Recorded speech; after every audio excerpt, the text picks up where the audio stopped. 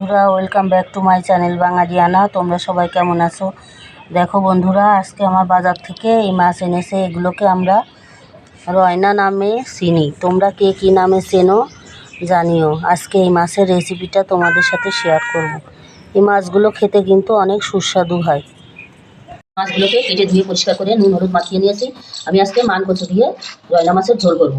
তার জন্য দেখো এখানে নিয়েছি জিরে ধনে পেস্ট, আর এখানে দেখো মান কচু কেটে নিয়েছি, আর এই যে সাথে আম পাতা।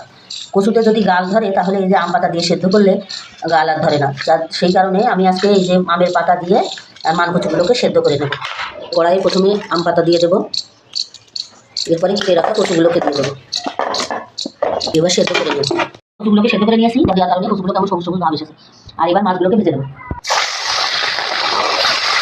এগুলোকে আমি খুব সুন্দর করে ভেজে নিয়েছি। এবার জিরে ফোড়ন দেবো, কয়েকটা কাঁচা ঝাল দেবো, করে রাখা মান কচু দিয়ে দেবো, একটু লবণ দেবো, আর একটুখানি হলুদ দিয়ে কচুগুলোকে খুব ভালো করে ভেজে নেব। এই দেখো বন্ধুরা, কচুগুলোকে খুব ভালো করে ভেজে নিয়েছি। এবার যে মশলা আছে মশলার পেস্টটা দিয়ে দেবো।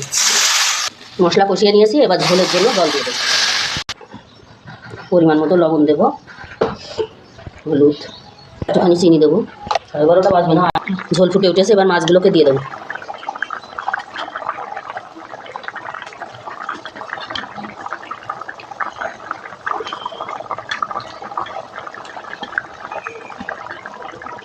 চিরা কাঁচা লঙ্কা দিয়ে দেবো।